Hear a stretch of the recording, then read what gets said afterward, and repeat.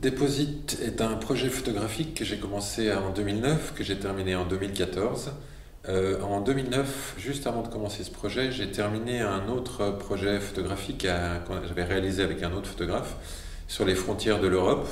On avait suivi toute la nouvelle frontière de l'Europe depuis l'Estonie jusqu'à la Roumanie et produit un livre avec une dizaine d'écrivains, d'intervenants.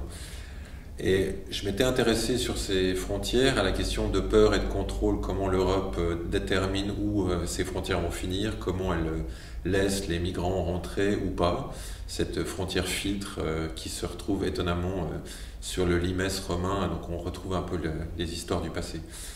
Et puis en 2009 justement, je suis passablement la presse suisse, parce que je suis suisse ou étrangère, et j'ai vu que petit à petit, l'Europe s'enfermait un peu dans ses logiques, dans ses peurs, dans ses contrôles. Les scientifiques et l'économie resserraient un peu leur dynamique.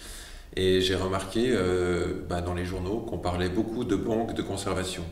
Alors en venant de Suisse et en étant dans le secret bancaire, une Suisse qui a fait fortune avec l'argent sale des autres et certaines fois de l'argent propre aussi, mais essentiellement de l'argent sale, on avait aussi une crise du secret bancaire et des banques privées et publiques qui étaient sous pression des autres gouvernements. Ces banques de conservation, j'ai commencé à récolter des informations, donc j'ai passé beaucoup de temps à faire de la recherche avant de faire la première photographie, et j'ai vite compris que c'était un projet tentaculaire, énorme, comme une énorme toile d'araignée qui couvrait la planète entière. Alors, en tant que photographe, c'est pas toujours facile d'organiser un projet aussi grand, sachant qu'on est limité financièrement. Donc, j'ai, entre guillemets, construit un projet un peu conceptuel, c'est-à-dire que je l'ai dessiné et construit et analysé avant toute chose. Donc, j'ai défini 4 chapitres qui sont les banques qui conservent les plantes ou graines, les animaux, les humains, et puis la dernière partie qui est moins organique, mais qui est tout aussi importante, qui sont les données, ce qu'on appelle data en anglais. Donc de ce principe-là, j'ai construit et j'ai cherché les banques les plus emblématiques, les plus symboliques et les plus importantes. Donc ma première prise de vue, je l'ai fait à Svalbard, qui est le Spitzberg, cette île tout au nord de la Norvège. Et là, par exemple, vous avez une grange, j'allais dire, un grenier, une banque de graines qui conserve 5 millions de graines de plantes vivrières. Étonnant endroit, parce qu'il pousse seulement 170 plantes, des mousses, des petites fleurs, il n'y a pas un arbre, il n'y a surtout pas de culture. Mais on a décidé, enfin on dit on, c'est-à-dire la FAO et quelques grandes entreprises multinationales, ont décidé de construire cette banque à Svalbard pour différentes raisons. Premièrement, ils estiment que dans le futur, il ne devrait pas avoir d'essais ou de bombes nucléaires qui atterrissent à cet endroit. Il ne devrait pas avoir de guerre. Et qu'en creusant dans le permafrost, c'est-à-dire le sol gelé, on pourrait normalement conserver toutes ces graines sans apport énergétique. Ça ne marche pas. Ils ont une mine de charbon juste à côté qui produit le charbon pour l'électricité de cette banque. Et voilà, ça c'est un des exemples. Après, j'ai fait le Conservatoire national de Brest durant ma résidence avec Guy Segel, c'était en 2011. Là, c'est un conservatoire avec des scientifiques, une banque très intéressante parce que Brest a été un grand port international.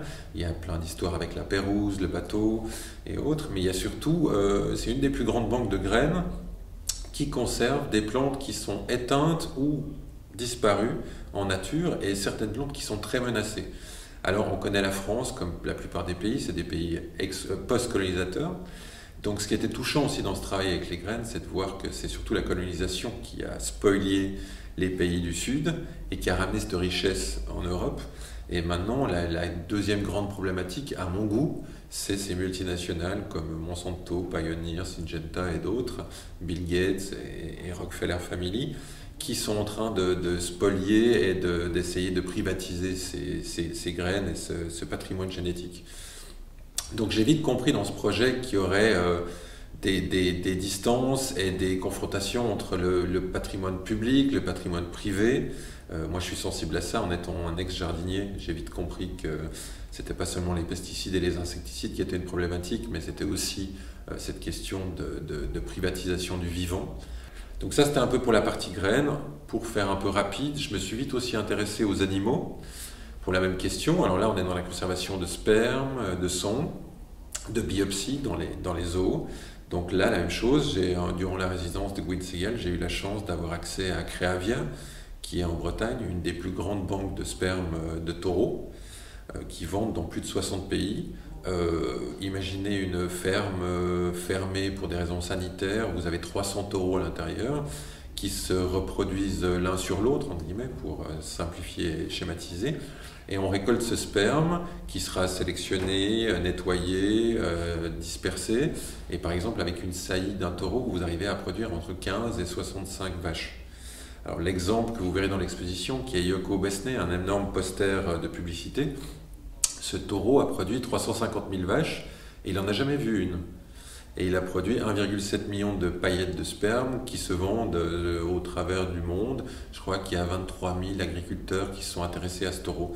Il est décédé le 7 mars 2012 et maintenant il va être empaillé au musée d'histoire naturelle de Paris comme une espèce de référence du patrimoine génétique de la France. Donc voilà, les animaux, ça touche aussi les os, les biopsies, c'est-à-dire qu'on récolte le sperme, le sang, des tissus de ces animaux, certaines fois des animaux qui sont proches d'être éteints en nature, comme la banque qui s'appelle Frozen Ark, l'arche gelée que j'ai photographiée à Nottingham, à Londres. Après, je me suis intéressé aux humains, alors pour différentes raisons. C'est que en France, vous aviez cette grande crise sur le mariage pour tous. En Suisse, on en parlait moins. On est plus protestant. Vous êtes un pays catholique. Je pense toujours que les religions ou les traces de religion ont un sens dans la culture et l'éducation et la réaction du peuple par rapport à des innovations. Et les humains, je me suis intéressé à une des plus grandes banques de sperme au monde qui s'appelle Krios, qui veut dire le froid en grec. C'était un dieu grec dans la mythologie. Et cette banque vend du sperme sur Internet pour des acheteurs, alors que ce soit des couples standards, des couples gays, des femmes seules, toutes sortes de personnes peuvent acheter. Les prix changent d'après la qualité du sperme. Et vous avez des fiches techniques que vous pourrez découvrir dans l'exposition qui parlent du plus grand vendeur de sperme, le plus grand donneur. Ils n'ont pas voulu me donner l'information, mais on pense qu'il a plus d'une centaine d'enfants, et il a à peine 30 ans, si je ne me trompe pas.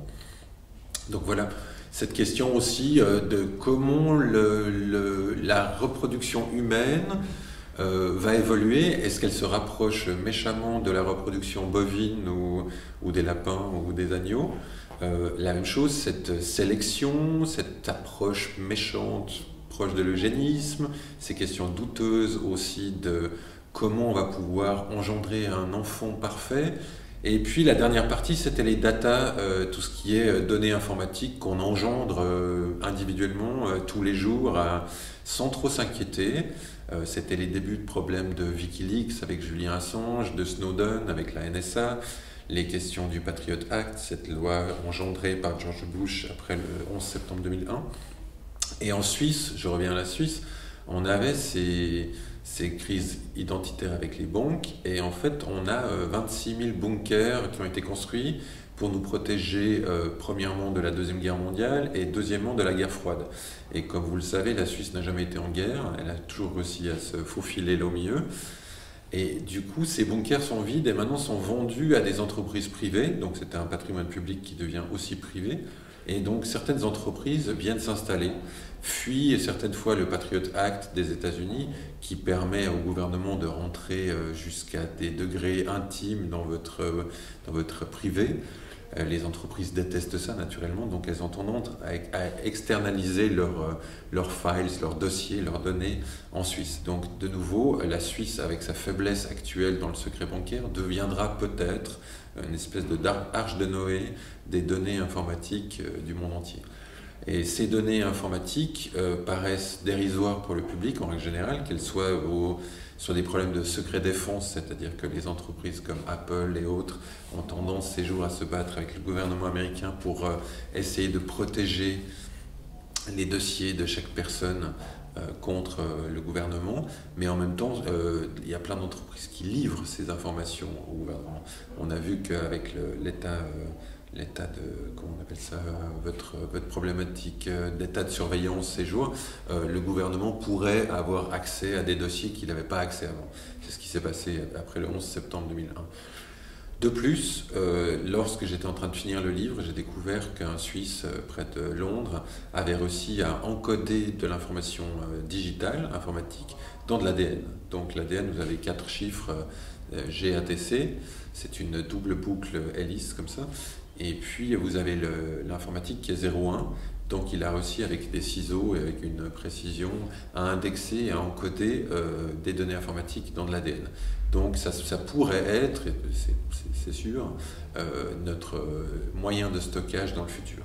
Donc si on reprend les graines, les animaux, le sperme des humains, le sperme des animaux, qui est maintenant lu sur des écrans d'ordinateur avec des échelles de dessin pour l'ADN, et on est dans le séquençage, dans le découpage du génome et dans la correction des gènes, on peut imaginer que par la suite, dans quelques années, tout sera à peu près au même niveau.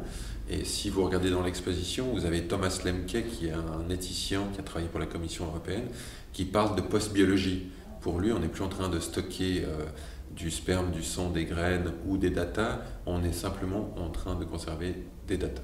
C'est-à-dire qu'on n'est plus dans la biologie classique, mais on est dans cette question de recherche de la lecture au microscope de toute information et à le passer de l'analogique entre guillemets au digital. Maintenant, pour ce qui est photographique, parce que ça reste quand même un travail photographique, même si je vous ai parlé beaucoup de philosophie, de sciences, d'éthique et de juridique, ce qui m'a intéressé en photographique, c'est que c'est des lieux interdits au public, interdits à la presse en règle générale, donc c'était très difficile d'accès, très très compliqué d'avoir une espèce de confiance des partenaires en face, c'est-à-dire des directeurs d'entreprise, des directeurs de lieux publics, avec la sensibilité du privé, avec ces sensibilités justement de frontières entre l'eugénisme, la question douteuse, l'éthique. Alors moi j'ai toujours été clair avec tous ces gens-là en leur disant voilà, c'est une question ouverte, ce travail est ni un travail d'activiste extrême dans un sens ou dans l'autre, j'étais pas là pour faire l'apologie de la science ou au contraire de les traiter de Frankenstein, je voulais vraiment essayer de comprendre déjà individuellement, égoïstement, c'était une question que j'avais au fond de moi, et puis deuxièmement je trouvais que c'était un sujet assez intéressant à photographier, à amener dans ce sens du livre et de sens de l'exposition comme question ouverte, c'est-à-dire que je vous laisse à vous le choix de poser d'après votre identité, votre culture, votre sensibilité, vos choix politiques, vos choix théologiques, de prendre position là-dessus. Donc en photographie, ce qui m'a intéressé, c'est de photographier très très simplement. Donc vous voyez que la plupart des photographies ne sont pas exceptionnelles, elles sont très simples. Et vu que j'avais peu de temps dans ces bunkers ou dans ces banques, j'ai dû préparer et imaginer mes photos. Donc un travail plus conceptuel que de reportage. Et donc j'ai décidé de faire, si je pouvais, des murs, que chaque objet qui était conservé, j'essayerais de le sortir de son lieu de conservation et de le poser sur une table, sur un fond noir et de le photographier pour symboliser et montrer la conservation ex situ, c'est-à-dire en dehors de son lieu d'origine. Donc sur fond noir, comme on l'a toujours fait dans les études biologiques ou dans les musées d'histoire naturelle. Et puis en photographie, ça se fait assez souvent, on délocalise, on déstructure un peu l'objet. Et puis, il n'y a pas d'humain sur les photographies, c'est ce que les gens soulèvent toujours comme question en disant mais il n'y a pas d'humain. Et en fait, en même temps, dans chaque image, on parle essentiellement de l'humain. Ce qu'on appelle l'anthropocène, maintenant, c'est la nouvelle période géologique où l'être humain entre dans une période où il est devenu le chef, entre guillemets, et la personne responsable de toute modification sur cette planète. On en arrive au point, comme Bruno Latour le dit, qu'en fait on développe tellement d'énergie qu'on est aussi important qu'une éruption volcanique ou même le mouvement des plaques tectoniques. Donc l'anthropocène, anthropo humain, scène, période, vous le comprenez. Donc moi ce qui m'intéressait c'était de montrer ça. Et puis comme d'habitude, moi quand je finis un travail comme ça, là j'ai fait les légendes, j'ai fait les photographies, j'ai fait la séquence qui est importante en photographie, c'est-à-dire de commencer avec une photo et de finir avec une autre, un rythme. Et là, j'avais décidé d'avoir une confrontation ou une harmonie entre le texte et l'image. Certaines fois, quand vous allez lire la légende et voir l'image, vous aurez une confrontation. C'est-à-dire, vous vous direz, tiens, ça raconte pas la même chose. En même temps, elles sont liées. Et puis d'autres fois, la photographie et le texte parlent de la même chose. Et moi, ce qui m'intéressait dans mon travail plutôt d'artiste, c'était de confronter ces deux-là. Et puis, quand j'ai fini ce travail en 2014, j'ai vite compris que je manquais encore cruellement d'informations à mon goût. J'aurais pu m'arrêter là, mais j'ai trouvé important, premièrement parce que je ne suis pas scientifique, ni éthicien, ni philosophe, ni anthropologue, d'inviter des intervenants. Alors, ce que je fais toujours, c'est que je donne tout mon matériel à disposition, c'est-à-dire les photos, les textes. Je vais parler avec les gens et je leur laisse carte blanche pour écrire un texte sur le sujet. Qu'il soit justement contre ma proposition ou avec le sens que j'ai voulu donner dans le travail. Donc cette fois, j'ai invité Jacques Arnauld, qui sera présent lors d'une conférence bientôt. J'ai invité Thomas Lemke, qui est biologiste et éthicien, j'en ai parlé avant. J'ai invité surtout Lars Villemette, qui était un ami, mais qui est anthropologue, avec qui on a dessiné une quarantaine de mots-clés qui étaient importants. Alors on va de sperme à anthropocène, agrobusiness, banque, black box, on en a parlé avant, les boîtes noires, éthique, sciences, études des sciences, théologie, Génésis, comme la Genèse, parce qu'on parle beaucoup de la Bible dans ce travail, Apocalypse et ainsi de suite. Et en fait, ces 40 mots-clés lui ont permis à lui d'écrire un glossaire comme on voit dans des encyclopédies, sauf que c'est un glossaire assez libre où en fait il prend passablement de liberté sur l'encyclopédie traditionnelle. On est plutôt dans la philosophie, dans des citations autant d'artistes que de scientifiques ou de grands penseurs.